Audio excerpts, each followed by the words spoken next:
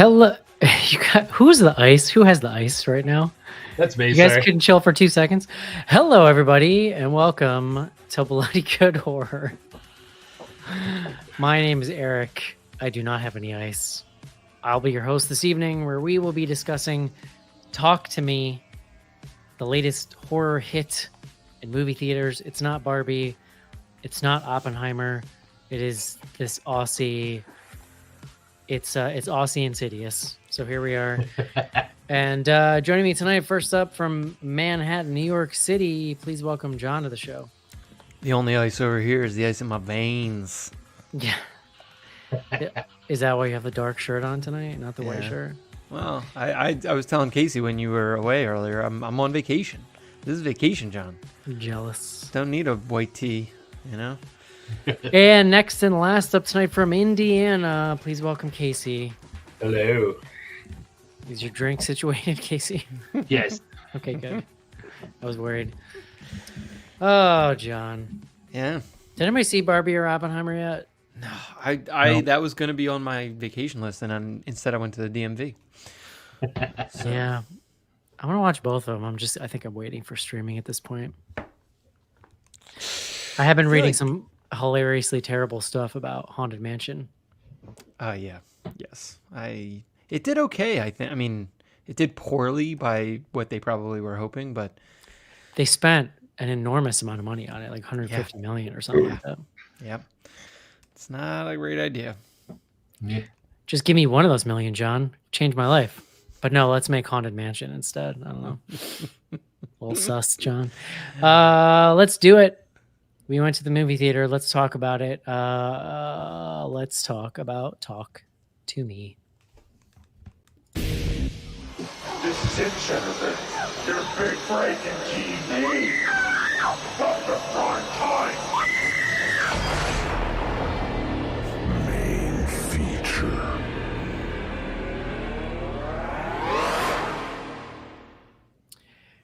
Does the shirt, John, like at all affect your ability to pick a word that week? Is that like a game face thing? No impact one way or the other. Because I'm a pro, you know, with the ice in my veins and all. What does it say on it? It's like a Duke shirt or some bullshit? It's it's the Chronicle. Oh, it is. Oh, the Chronicle. Hell yeah. It's the newspaper, man. I remember the Chronicle. The Chron. Yeah, that's right. You found my old remember that remember that article you wrote about jerking off on Valentine's Day?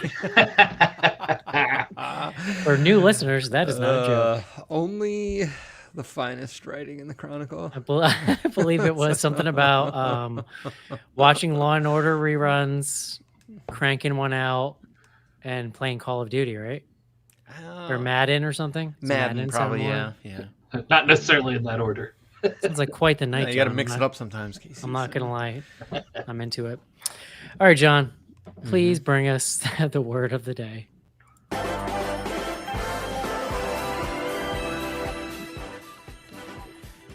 It was going to be crank, actually, but then I decided not to.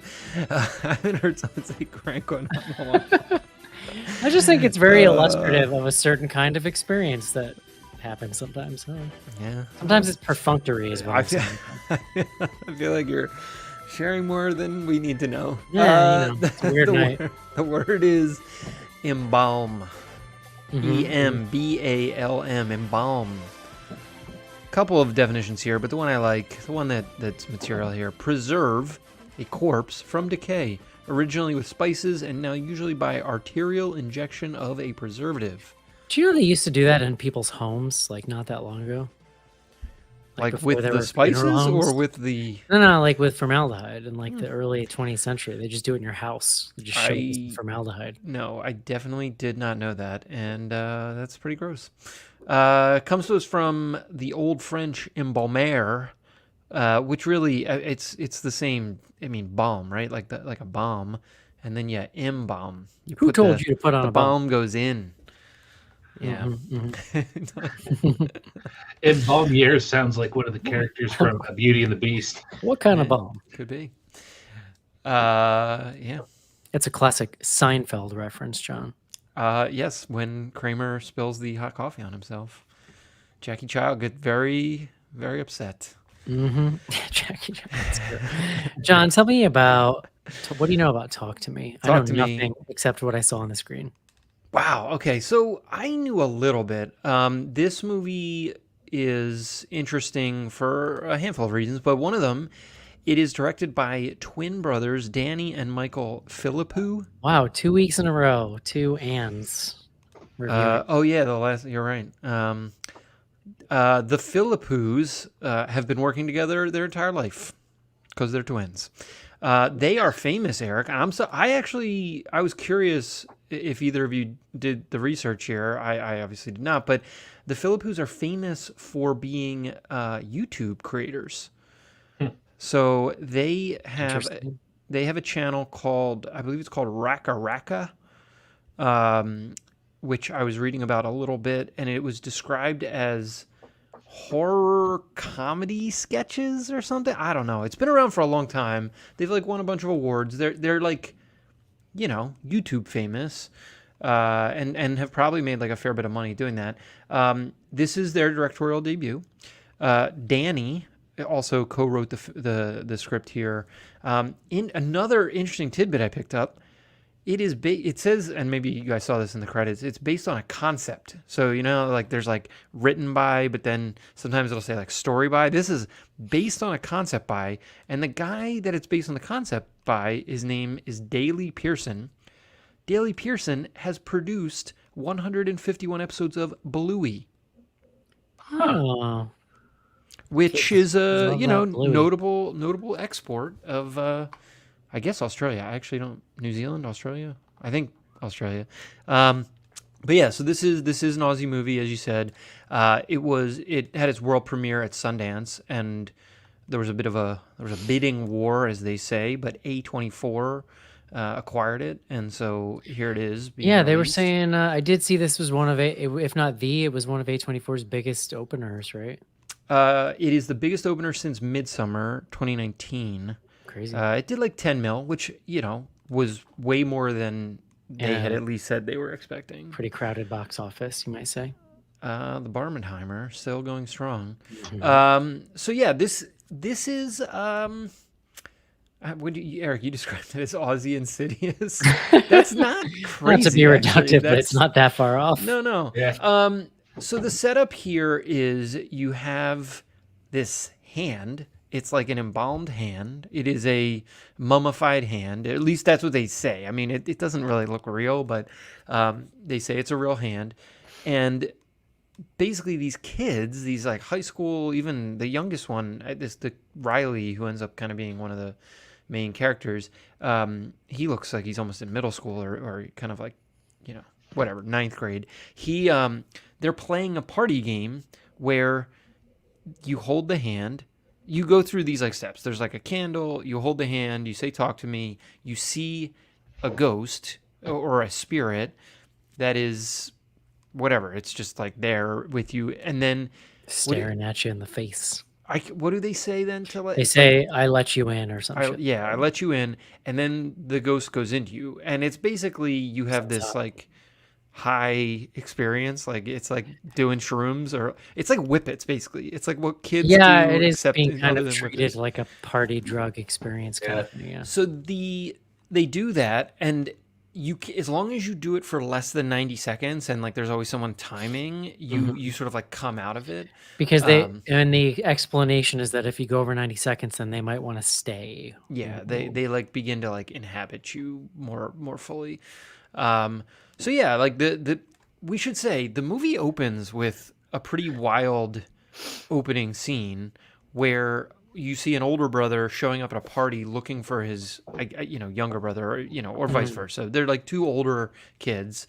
He shows up, this brother breaks down this door, pulls his other brother out, and then that brother comes out, stabs him, and then stabs himself in the head in a pretty grisly little sequence. And that kind of like sets this tone, right? You, in that opening scene, you have the party, you have some dark shit going down. You've got kids doing wacky stuff. And so, yeah, the rest of the film primarily centers around Mia, played by Sophie Wilde.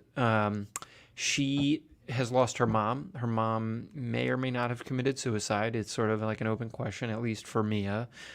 She's living with her dad, and she's got this friend, the friend Jade, and then Riley is Jade's younger brother, and they all basically get sucked up into playing this game. Bad things happen. Mia becomes like really enraptured by this thing, and that's when it kind of spirals. I don't know, Eric. How much further would you like me to go here? It's fine with me, dude. Okay, very good, very good. Casey, what'd you think? Oh, that's a tough question. No, I went into this completely blind. I hadn't even heard about it until we started talking about it on here, so I knew nothing going in. Hadn't seen the trailer. So the kickoff to this movie really set a tone for me, and I was like, oh, that's pretty cool. It doesn't hold that tone throughout, but I still kind of enjoyed this movie. I don't think it's anything new and earth-shattering or anything that's even... I've heard people talking about the ads saying it's the scariest thing they've seen and whatnot. It's not that scary. They had a couple decent jump scares and whatnot, but I think it's a pretty decent, horror flick, cheap horror flick by a couple dudes that have been YouTube creators in their first time out. I think it's all right. It's not terrible in that aspect. I had fun with it for the most part. There is a hard line, and we were texting last night, and I'll let Eric go into more in depth with this. There's a hard line in this movie where the tone and the pacing changes pretty hardly. For me, it was like right after the whole Riley sequence, and then this movie slows down a lot, and that's where I struggle with the movie, because that whole second act and into the third is pretty sleepy, and then it gets pretty... I got into the end though, so for me it picked up again at the end, even though it's not necessarily well explained. Casey, or you already talked. John. I like this movie a good bit. I was a fan. It's not like a perfect movie by any stretch, but I really enjoyed the tone that this thing feels more vital, like alive in ways that some of like lesser movie. This movie, as Eric was joking at the very outset, like it's not setting some new benchmark or like carving new ground necessarily in what it's trying to do narratively, but it brings like a vitality to the material. Some of that I think is the way the movie is shot. I think it's like shot. And it's funny, like I knew these guys were YouTube creators. I also went in, I didn't watch the trailer. I like kind of like really tried to stay away from it. I knew it had like a lot of buzz around it, but I didn't want to really know anything going in. It doesn't feel like a YouTube movie. Like it doesn't feel like these guys are like social media hacks that are like got lucky at making a movie. I think that one sequence has got a bit of a YouTube vibe to it. The fast pace, like when they're party like scenes. Yeah, look, I mean, like, which is honestly, it's one of the best parts of the movie. I'm not complaining about it. Yeah, no, totally. That makes sense to me once you said it. You're saying like the montage where it's like all the different kids are doing it. Yeah. No, but I think even like the way they shoot the people going in, like the kind of like whatever you want to call it, like a slam cut, or like when they pull real tight on the people's face as the folks are going in, the camera going back. I don't know, like they're doing some interesting stuff here. I 100% agree. The script, they didn't really seem to know how to get from call it midpoint of the film to first the act end. to third act. Exactly. Yeah. Well, but like I do think it. I think right up until the halfway mark, basically, you're in like. At no point was I kind of like, oh boy. It's like the sort of from 50% to like 80%. I guess you want to call it the whole second act. It's really even into the beginning of the third act. I think they knew where they wanted to get to, but they just didn't know how to get there as easily. And so it's a little slow. I think the woman, Sophie Wilde, who plays Mia, is strong, but they're not giving her a ton to do. And so there's a lot of her kind of emoting at times that just didn't feel Like it was like it had a point. I think the best acting in Yeah. the movie is her when she's possessed, and the Yeah. party scenes in particular, like when she kind of snaps on a dime. Yeah, I would say overall, I'm going to give this the patented Eric rating of it's fine. I say that because, like, man, some people are losing their gourds over this thing on social media, and I'm like, listen, I know it's been a rough year for horror, but let's like not get crazy, okay? Here's the deal. I think the first act of this movie is really strong. I think the concept is there, the idea is there. There's a great young cast. The way that they shot a lot of these party scenes is pretty inspired. There's a great energy to the first act that makes it feel unique. And during that first act, I was like, okay, I get the hype on this movie. I think they really had no idea what to do with it after that initial setup. And to me, pretty much until the very end, it becomes like any Hollywood studio horror film. And I just think there's this thing sometimes where like, just this fart smelly pretentious thing, John, where like foreign horror films, because they're foreign to us, there's like this mystique to them, and people just are so ready to champion something that sometimes is kind of a little bullshitty, and that's my deal with this movie. Like, again, I'm partially part of what I mean, I realize it's foreign, but they're speaking English. Like, it doesn't matter. It doesn't matter. It counts. I realize what I'm saying is like a little reductive, but it's like what I feel has been pretty heavily influenced by people on social media. So I'll put that aside. I think it starts out really strong. I think it's aimless for most of the movie. And then I do think that the ending is strong. Like, I'm not even sure the third act is, because my beef with the third act is like they start doing this like doppelganger thing out of nowhere. And like trying to kind of be cutesy with it of like, oh, is this the real? But it's never explained. It's out of nowhere, and it makes things confusing in a way that I didn't find suspenseful. I just found it confusing. I'm also slow, whatever. I'll admit that. But I think the most inspired thing that they did, and it's all first act, is like one thing I think maybe people are connecting to here. The universe kind of feels throwback in a way. And what I mean by that is like, I love that it's just like there's no time wasted on having to explain to any of these kids explaining to the other kids what the deal is. Like, they just know and accept this supernatural thing because it's spread, like the rumors of it have spread. Well, because there's like videos on, like they're all watching the videos before they even get to try it. So it actually, in that part, uses social media in a kind of compelling way that is adding to the story and making it feel specifically modern in an interesting way, and I think that's great. I wish they would have played more of that beyond the first act, really. Well, that was when I tell you it's like just like the second act is like a rote, like supernatural thing, like any of these things we've seen a million times over. Oh yeah, I liked. All right, so because I mean, I'll definitely be playing the role of defender for the most. But one of the things you said, like when I was talking about how the movie feels like has a vitality to it,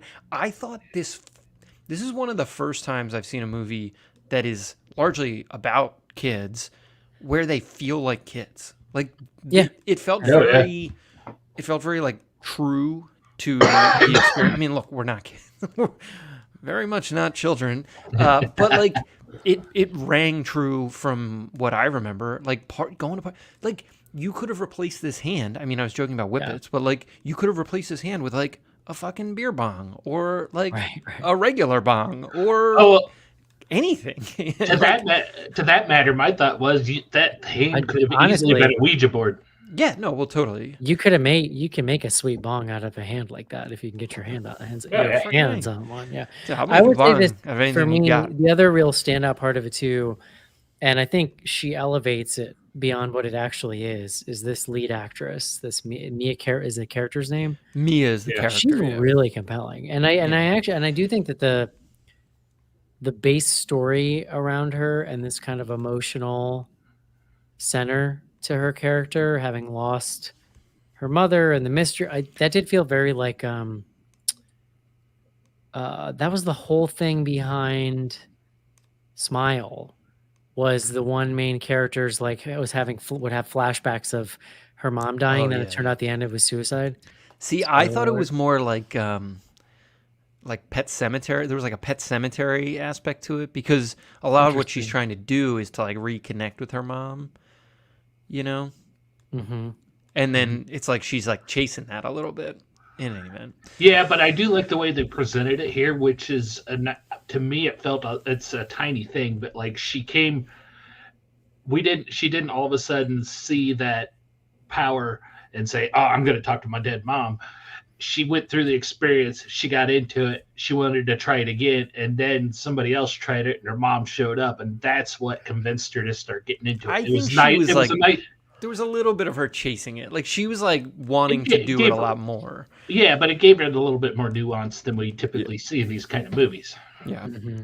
I mean, Eric, you were talking about how this becomes really rote. Like the super rote version of this is like they find an expert and they go to a library and there's like a scene of people punching into like Google. There's none of that. Like I appreciate. Yeah, there's like it. almost no explaining, which can work in a way. There's no microfiche. No. Yeah, that's true. I'll give you that. Even the stuff with the characters' names, like I remember it because it was a weird name, Duckett. That was like the kid who kills himself in the beginning. And Mad Duckets. you get to the like, it's literally the beginning of the third act, or I would say maybe it's like And then that comes halfway back in around. before they even bring it back. I You're love that so far opener. in. It's a great opener, Yeah. and it really, it sets it up really nice. I was the only person in the theater for this movie, by the way. You were by yourself. I Oh went wow. Friday at 6 p.m. Huh. So it's a little bit of a weird time, but Friday.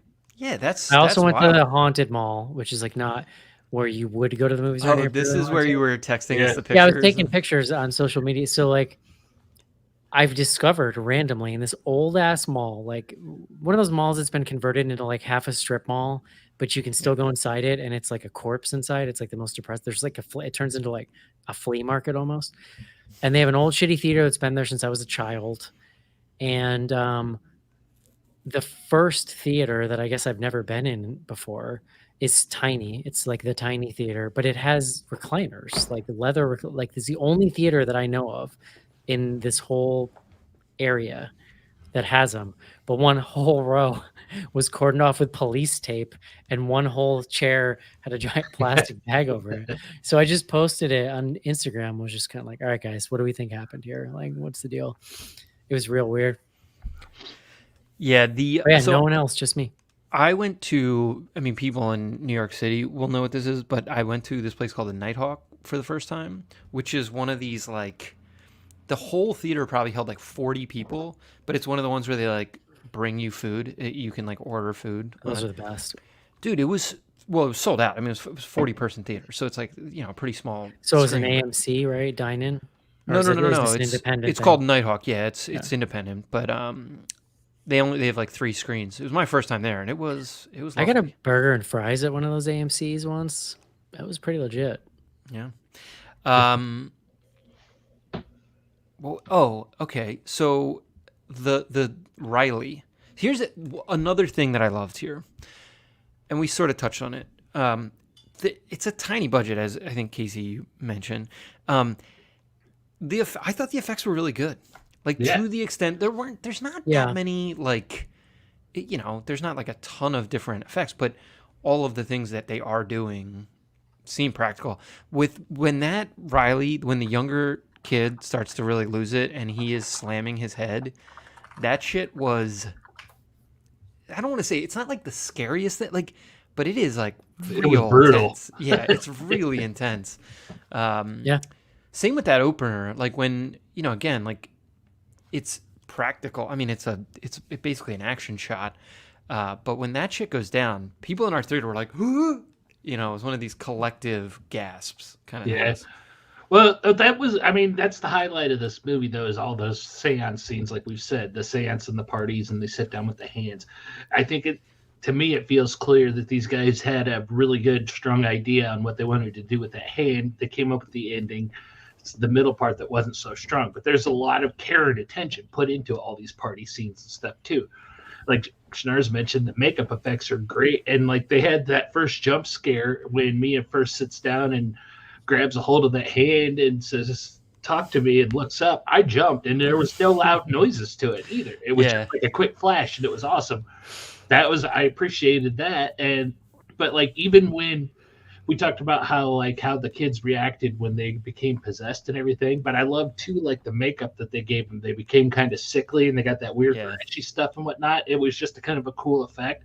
It marked the differences really well. Like we said, there's that first half is really good. Yeah, I love the choice. They really don't show you many of the spirits. You see like 2 or 3 of them. All of the shots are of the kids' faces as they're seeing the spirits for the most part. Their reaction, or like what they look like with the spirit inside of them. Yeah. I enjoyed those acting choices. No, for sure. Well, and some of that too, it gives this movie an air of mystery that they don't show what the kids are seeing all the time, especially like with Riley. And then he starts talking to Mia with her mom's voice, but you don't know for sure that that's who he saw sitting across from him. He looked scared. He looked concerned. We had the big feeling that he knew what her mom looked like, but there was that, because like at the end too, then there's this whole side story of the mom and the dad not telling Mia what happened with her mom. Him saying it was an accident, but they're making it sound like the mom had committed suicide, and we don't really get a clear answer for sure on what's happening in that either. Well, that whole scene, there's a scene, it's like right in the middle of the movie, I can't even remember now, where she's telling someone about how her mom died. And like, to me, it was very obvious that the mom committed suicide, but that she just like wouldn't allow herself to believe it. Now, then you're right. Like it's sort of, because the dad he's not even like a character in the movie until like pretty close to the end.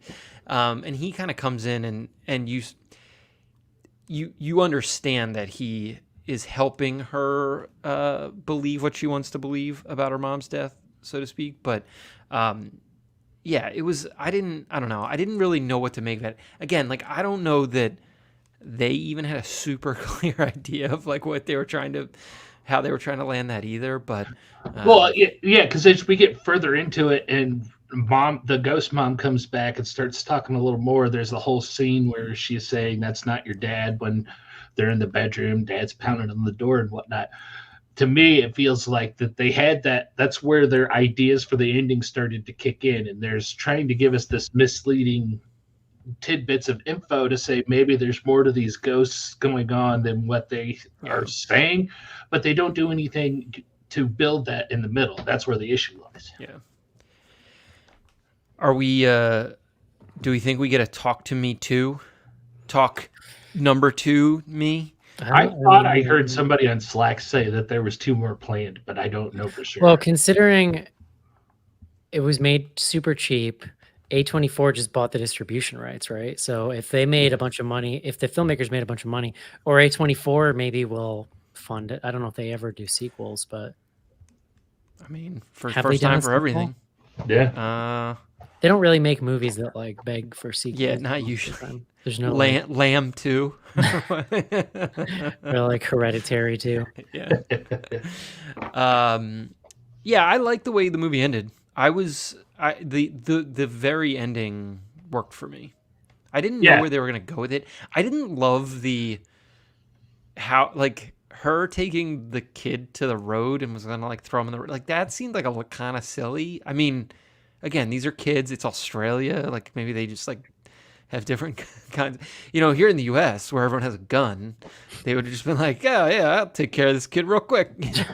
But she's like, I'm going to take him to the road and push him in front of a car. I don't know. It was and it's not even the setup of that I liked. It's really just like kind of the stinger. Yeah. And how they do this thing where basically she is now dead, and we find that out because we see the scene from the other way, basically, where she's the spirit being contacted now. Yeah, but the kids were speaking a different, like they were speaking like Spanish or something. I didn't, or Portuguese maybe, I don't know. Yes, they were. That's correct. So my question is like, is there only one hand? Are there like multiple versions of the hand? Well, yeah, they didn't really give us a good look at it. It did have the writing on it because they like to show us close up on that hand, and it had where people had signed it and stuff over the years. Yeah. But I mean, it could easily play into the whole mythos of it, you know, because it just got passed on to the one kid who ended up having the hand from the Duckett kid's brother or something like that. And so maybe it just got passed there eventually. Yeah. But getting passed all the way to like Brazil seems wild. Yeah. I don't know. But yeah. But the one question I had with that too was when she walks into the hospital, and it's obvious after she was on the street, got hit by the car, she walks in the hospital. Is she seeing what's going on in the hospital real time, do you think? Because her dad walks out, but they showed her dad near death not 2 minutes beforehand. Well, and they also show Riley they getting up. And so yeah, I he's just getting out. There's something going on, like the time's getting after time is dilated. yeah, exactly. Because he was not in good shape, right? when he was in that hospital. When the second scene they have of him where he's banging his head again, and then he starts licking the blood. Holy shit! That stuff is pretty gnarly. That was pretty wild. So, John Eddie here has an observation for us from YouTube. there Do you you want to go. read it? Yeah, sure. So Eddie says the ending is sort of previewed because there is a scene where they see a kangaroo, and she like on the road. It's like road, it's been hit, but it's not dead. And she's driving Riley, and Riley's like, "Oh, we got to put it out of its misery." And so she like gets back in the car, like she's gonna run it over and like really kill it. She can't, yeah. And she can't do it, so she drives away. And it's the same, it was unclear to me where the idea that Riley had to die to be put out of his misery. Like, wasn't that like being told to her by the ghosts? So right. So you're as the audience, you're questioning it because you don't know. Well, they just like don't seem to have like Riley's best interests at heart, and so to me, I sort of understood. That's Riley, what I'm saying. They seem very sinister. So it's like I don't know what I'm supposed to be feeling as the audience member watching this part. Well, yeah, and so where I was going, I viewed it as Riley, quote unquote, winning because she sort of like the end had it. Yeah, like she had enough of her wits about her to not do what the ghost wanted voices, to do what the ghost voices said. So. It just popped in my head too. We haven't mentioned the entire time because she didn't really have that big of a part in the movie either. But not Mia's mom, but Riley's mom, played by Miranda Otto. Yeah, she's good. Yeah. I was like, oh man, I recognize her. She's Eowyn in Lord of the Rings. You didn't recognize the mom there? I've not seen Lord of the Rings, John. I think she was on the latest Sabrina too, but don't quote me on that. Yeah, she's actually been in a ton of stuff. I mean, she's been in a lot of Aussie stuff, obviously, but she's good. She was, she was the only person I recognized, I think. Yeah, I was just saying she was a pretty big name for this tiny movie. Yeah. Well, it's interesting. It's Australia. I did like her. I liked her blasé-faire approach to parenting, though. I already know you're sneaking out, so where you going? Poor mom, so rough. But that I kind of get that. I feel like I'm on the way to that. Every day my children break me. I'm just like, whatever, man. I don't care. Eric, she was in Annabelle Creation, a little film you may have seen. Sick, dude. Yeah, it's my favorite of those movies. Really? Wow. Strong take. I just watched the third one for the first time. It's did not care for it. No, they're terrible, and that doll's stupid looking. The doll is I love it. It's like a low rent Megan. It's just like that episode of Seinfeld make it dance. when George, I think it's Susan, right, who has the collection of dolls, and one of them looks like his mom. That's what it's like. Yeah. It's a good show, John. Seinfeld. Have we talked about Suzanne and I are watching it through for her? She's never seen all of them, so this is like now she's seen them all. What's her review? I mean, she had seen a lot of them and really liked it, but it's pretty great. It's funny to me. We're in the 9th season now, so we've only got maybe like 10 episodes left. They're all really good. Like even season 8 and 9, like they never really lose. If anything, the show the like final 2 seasons feel more like Curb Your Enthusiasm. Like some The of the characters plots get become very ridiculous. self-aware, and it gets Yeah. really over the top. Yeah, but it's Yes. still good. Yeah, for No, sure. that's great. Um, Seinfeld corner. when I went back and started watching it recently, I was like, "Oh, okay, this gives me dopamine again." Like it had been long enough because it used to be The Office for me, basically. Like Yeah. you just watching 2 hours in syndication every day, like get sick of it. But I may have to throw that on. I haven't decided on what my my post Cheers watch through show is going to be. That may be it. Here's my thing about Seinfeld. I wonder how much of it gets lost in translation for a modern audience, and I say that because like part of what made it funny was it was so different from what you saw from other sitcoms. Yeah. It's like that the fact that they were so terrible, there was a natural contrast it was drawing between anything else you were seeing on television at the point. Yeah. But now you just watch it in a vacuum and everybody actually is so terrible, and like you watch terrible people on reality TV, and like I don't even know if it translates to It's somebody still who- funny. Like the jokes work. Yeah. I mean, so I yeah. don't know. Seinfeld corner. Okay. What This movie's- else you got, Eric? It's fine. Okay.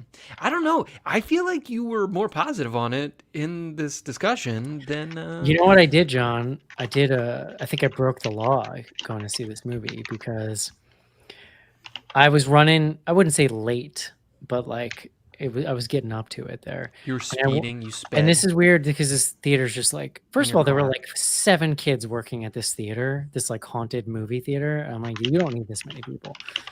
But they were slammed with like the concessions, and the concession people take your ticket, which is really annoying because then I gotta wait for the dipshits who don't just sneak their own food in to take my ticket. So nobody's even paying attention. I just walked right in. I didn't even show my ticket.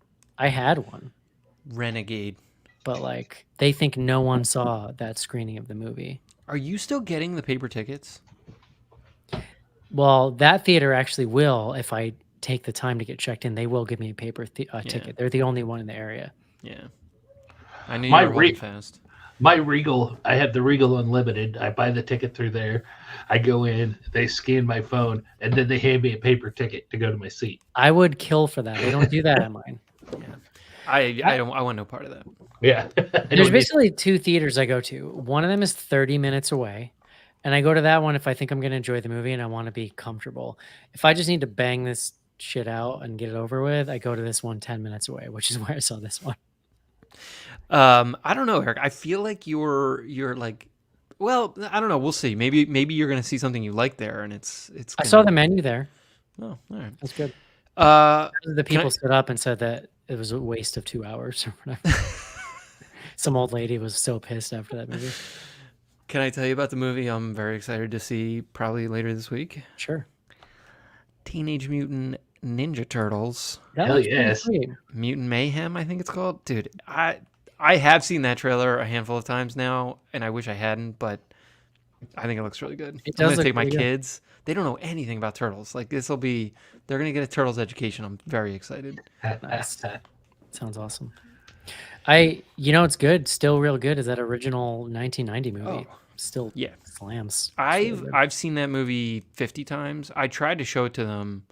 I think James was like 5 or so. It just didn't go over. It's like an adult movie that just happens to have Ninja Turtles in it. I mean, it's Well, that cheesy.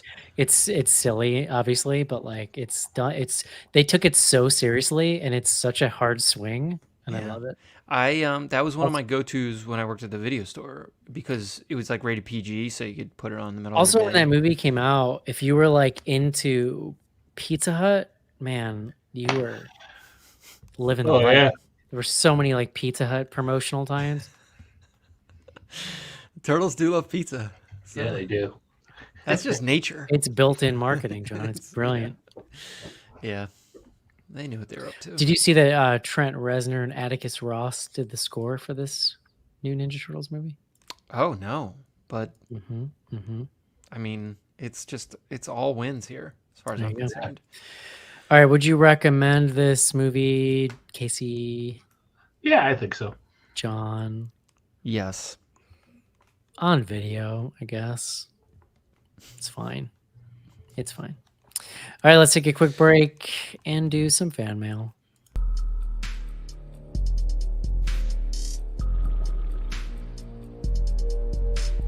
Send feedback to info@bloodygoodhorror.com or on Twitter using hashtag AskBGH. Join Patreon to get back episodes and much more. Patreon.com/bloodygoodhorror.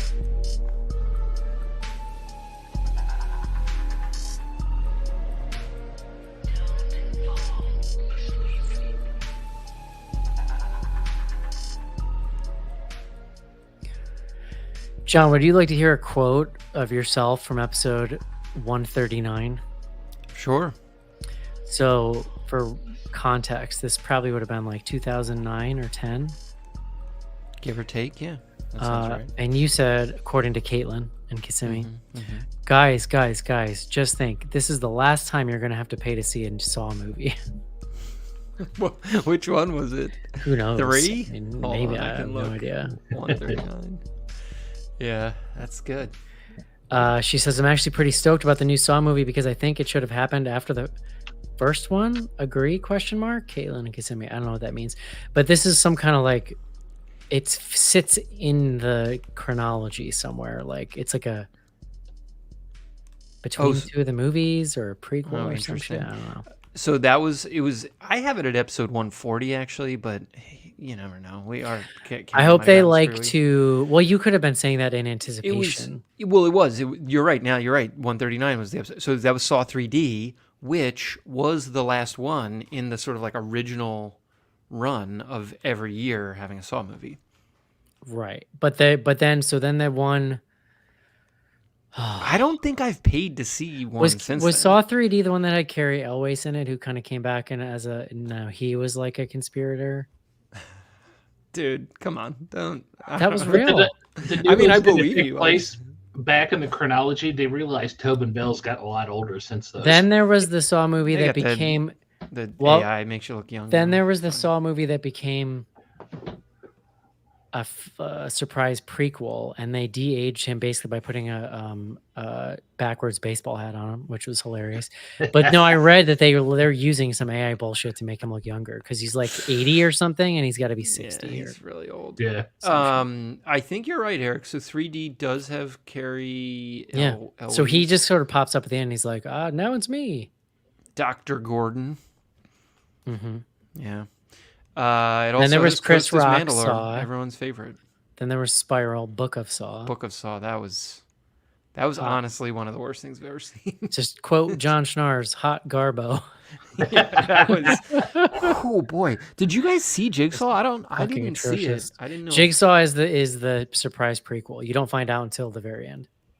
Yeah. Oh yeah, what you guys did cover it with Jason and Cece. Yeah, it wasn't great.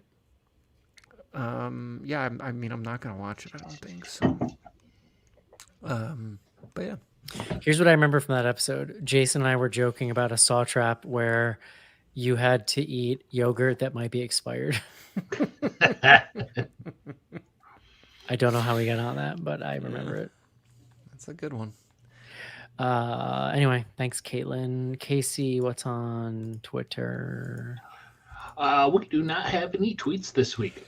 Or should I say X's? Or it's finally dying, guys. I'm cool with it. Yeah. I'm here for it. All right, let's see what's on the threads. I know I actually posted. This is a weird week because we record on Tuesday. Excuse me. I posted the social media late. Here we go.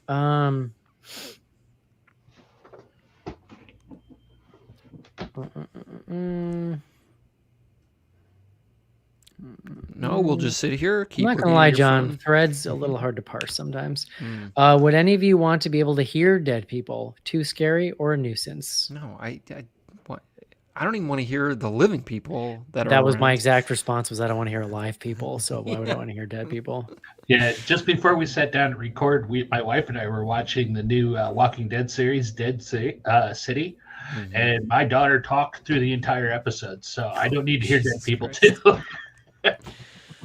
Dude, so I'd be like, I think you need to get an apartment. It reminds me of Ghostbusters 2 when the mayor's like, I spent an hour last night in my bedroom talking to Fiorella LaGuardia. Yeah. It's a good movie, John.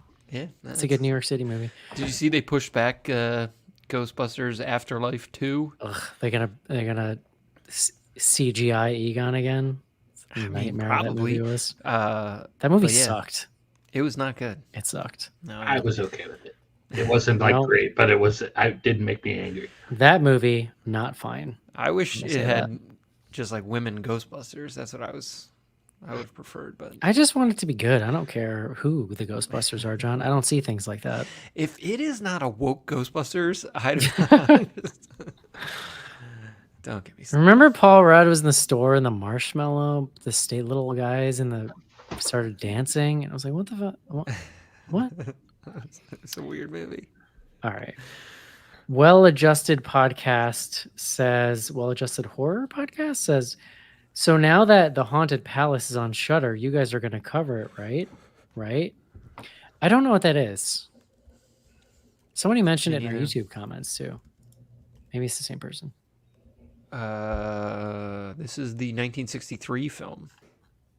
Vincent Oh. Price, Lon Chaney. No, you lost me at 1963. Sorry.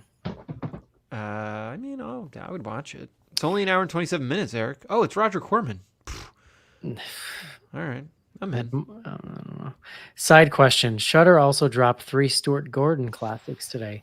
Dagon, From Beyond, and Dolls. Which do you like the best? I've only seen From Beyond. Yeah, me too. Weird but fun. Yeah, I like From Beyond. I might have seen Dolls. I don't know. If I did, it was like, Dolls is pretty classic B-wise. yeah, that was like a million years ago. I remember the I can picture the box, the video store. That is it for the threads. I'm gonna just make sure that's correct. Yeah, it is. Let's see what we got on Instagram. We got a couple things. Guys, I think I might have been texting you, but I watched The Meg this week for the Yeah. first time. Oh, the first one. What'd you think? Big fan. Liked. Interesting. Yeah. It's a weird thing. It's one of those. It was like half Hollywood, half Chinese production. It was like one of those co-production things, and it feels like It's super what is obvious. this? Yeah.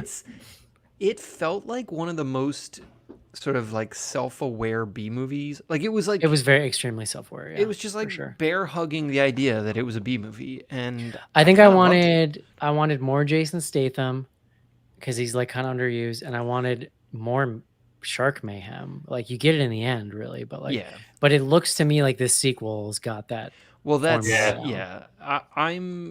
I went from being like, I don't need to see the Meg 2 to now being like, oh yeah, Meg 2. I'm not saying the Meg 2 trailer looked like the Piranha sequel for the modern remakes. 3 Double D, I believe they Yeah. called it. I'm not saying that it looks like the same movie, but it has the trailer. It had that feel to me as far as like that Piranha 2. So trailer I did. have not seen a full Meg 2 trailer. All I have seen are the buses in New York. They do the bus wraps, Ooh, fun. and it just has the huge Meg and then the dog like on a pier. Yeah. The fucking dog. Dude, there's so many things that Wasn't there a happen dog Meg. in the first movie? Yeah. Yeah. How about It's like the, a little. It's like a little Shih Tzu, right? Yeah, or it's whatever. It's like one of the little dogs. How about the like daughter who's like running around this like research vessel the whole movie? You're like, why did you bring this fucking 6-year-old on the Yeah, thing? and you're at the bottom of the Marianas Trench in that Yeah. super sensitive lab, and she's just walking around bouncing her ball off the walls Yeah, and shit. I remember the scene where the one woman is like watching Jason Statham take his shirt off through like the porthole in his dorm. Yeah, isn't that Yeah. she's like the Chinese scientist? Yes, yeah. She's like the main character. Yeah. All right. First up on Instagram, Agent of Trioxin. Mhm. How bored were you? I believe he means in Talk to Me. I I was not kind of bored. Yeah. I mean, I was pretty bored. After a while, I was like in it, and then it lost me, and then I was just ready for it to be over. I feel like. Brian Androsian, what horror movie petition would you sign? Also, did any of you sign last week's petition? This was the Deep Blue Sea thing. Oh my God. no. No. I still haven't found all these deep blue sea forums either. Yeah, I don't. That was I'm the not best. signing. I don't think I've signed a petition, nor do I plan to sign a petition. I love that email. Let's see. Would you like there to be sequels to this or standalone? Like It Follows? I'm fine with them not making a sequel. Yeah, how about we just don't? Yeah. I'm in. Like these guys, like whatever they're making next, like give them a little bit of bigger. Let's see them. Number 2's the hardest, right? Like let's see you come back with something interesting. Yeah, and I don't necessarily want to know more like lore and backstory about their ghost there further. I liked it kind of vague and mysterious. Next up, lovely dead Adam. Do you think the metaphors were a little ... heavy-handed? I Do you get it, mean, John? yeah, I get it. It was fine. They were good. I was good with it. Last tonight from Rory. What dead person would you want to talk to? Oh. That's a tough one. Napoleon. Robert Oppenheimer. That's a cheap answer, but I'll take it. Napoleon? You can't even speak French. No, didn't you see the trailer for that new movie? He speaks English. I thought you were gonna reference fucking Bill and Ted. Oh, Bill and Ted. Yeah, they hit everyone that I would want to talk to in Bill and Ted actually. So Yeah. I'll take a wild Oh, swing wow. and say George Carlin and let him fill him in on how the world's come today and just get his reaction. I do like you. Yeah, that's a good one. guys, the Meg 2 is directed by Ben Wheatley. Ooh, That's fun. I forgot about that. Who's Ben Wheatley? Enlighten me. I'm trying to. He did the Kill List. Yeah, Kill List is like the. But he did, never saw that. ABCs of Death. He did this movie High Rise, which a lot of people like I haven't seen. Oh, he did that movie Sightseers we covered on this show. He kind of looks like Post Malone a little bit. A little bit. Yeah, I could see that. That's cool. That makes me even more excited. The first one was directed by the same guy who directed Phenomenon. Remember Phenomenon? No. John Travolta. Oh yeah. Eric, you What's the definitely. story of that movie? I never saw it. I mean, I didn't see it either. I don't know. Is that the one where he's an an angel? I No, that's Michael. No, I think he gets hit Yeah. by lightning, and then he like does science or something. I don't know. John Travolta plays George Malley, who owns a local auto. Oh my God, I don't need that much information. Jesus. On his birthday, mechanic George Malley sees a flash of light and proceeds to exhibit extraordinary mental abilities. He becomes a genius, even showing an ability to move objects with his mind. George Boom. wishes to help people, but the government wants to take him in for observation. I was pretty close actually, except for the lightning. I guess He it does was a science. flash of light. That damn government. That's hilarious. Yeah, same guy. He directed the National Treasure movies too. You know, John, they don't make movies like they used to. No, Back in the 90s, those are some movies. they were something. Con We Air. all You ever all seen knew Con they were Air, bad. John? Yeah, Con Air's incredible. Holy shit. Yeah, that movie well, is that's so Con good. Air's Bay. It's fucking Michael Bay. Nicolas Cage at the height of his powers. Yeah, come on. That long, stringy hair. Remember when they let John Travolta be like the lead actor in a lot of movies in a row? I mean, John that's- Cusack randomly in Con Air, like he was making that was his comeback, was Con Air. I don't know that he was like coming back. I think he just kind of was Full like comeback. always He was gone, around. and then he was coming back. I thought. We're gonna look at it. We're gonna look it up. He did like 4 movies the year before. You're gonna be like, Let's do it right now. I don't care. I always thought Gross Point What's his Blank name? was more of a comeback for him. I Yeah, forgot well, his. that I was forgot like his John name. Cusack. already. John Cusack. Thank you. Gross Point Blank was awesome. That was a good I'll movie. figure it out. Yeah, but that's where, in my mind, that's where he started his comeback. All right. All right. What year was that? 1997. Con Air. He was in Gross Point Blank and Con Air in the same year. There you I- go. we were both right. Yeah, that and then like nothing he made, like he had nothing basically between 94 and 96 at all. And then he was in one episode of Frasier in 1996. So yeah, it was 97 was his comeback. So What do you think he was doing? you might say it was right. 95, Drugs. Probably just 96. drugs. Yeah. What the hell Yeah. else you can do? You got a lot of money. You live in Hollywood. I don't know. He's in this movie City Hall in 1996, like that. You know, Al He was friends with Hunter S. Al Pacino, Thompson. John Cusack, and Bridget Fonda. That's a, you know. Yeah, he was friends with Hunter S. Thompson. There's probably drugs involved. I watched Heat for the first time recently. Yeah. What do you Here's what I think. Here's what I think about Heat. I think it is a gorgeous movie. Mm-hmm. I think the action scenes are like fascinating. It's like they're like nothing I've ever seen. Dude, it's Michael Mann. He's. I fucking think pro. De Niro and Pacino are fun just because they're just both fun actors to watch. I think aside from that, all of the story and character shit is horseshit in that movie. Like just the dumbest. Like first of all, I don't ever want to see Al Pacino in a sex scene ever. Yeah, Like, that's fair. That's it is fair. horrific. Good feedback. That's a good note. That's a good note. We're gonna go back to 1994 whenever they were making It that. was horrific. Let 'em And know. then like De Niro, I don't know, like De Niro or Pacino in that era in particular have the sex appeal of like a potato combined. Like it's just it is, and they're both with younger, like attractive women. It's like this is just not doing it for me.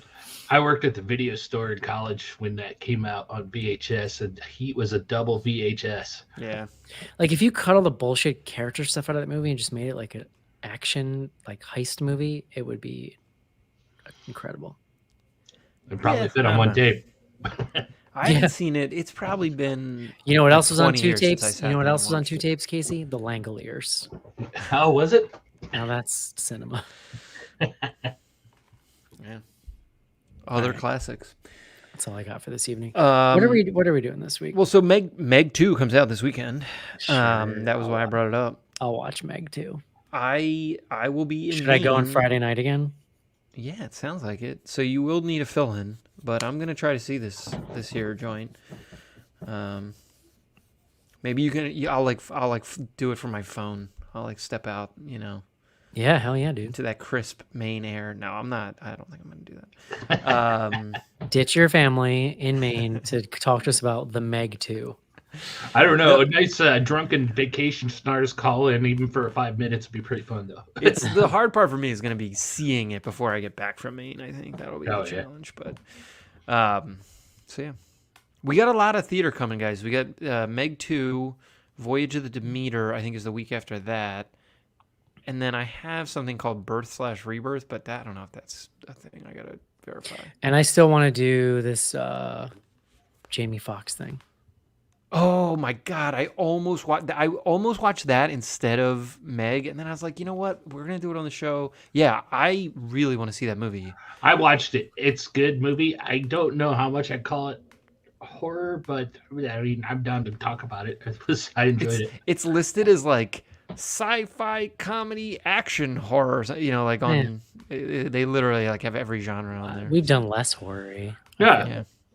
But like, if you've seen Sorry to Bother You, it's out there like that. That movie's great. Yeah. Is it like Con Air at all? No. Is John Or, Cusack in it? Or The Rock? The Rock is really good. Also Yeah. Cusack. you should just go watch Michael Bay movies. It sounds Right? like. Cusack is Yeah. in The Rock, right? And Cage. That's funny. No, I don't think he's in The Rock. No Cusack. It's Nick Cage. Oh and no, Sean it's Connery. Cage is kind of the Cusack character. Cage Yeah, plays like yeah, a yeah, nerdy yeah. kind of scientist dude. That's right. Yeah. Okay. Connery. I'm gonna be honest. I kind of want to go watch Gross Point Blank now when we get off. I've never seen it actually. Maybe Oh, I it's should. great. You should watch it. It's good. Yeah. Cool. All right, next week. The I Trench. lost it. Meg Yes. 2. All right. That's it. I hope you enjoyed the show. We'll Good game. talk to you next week. See you. Bye bye.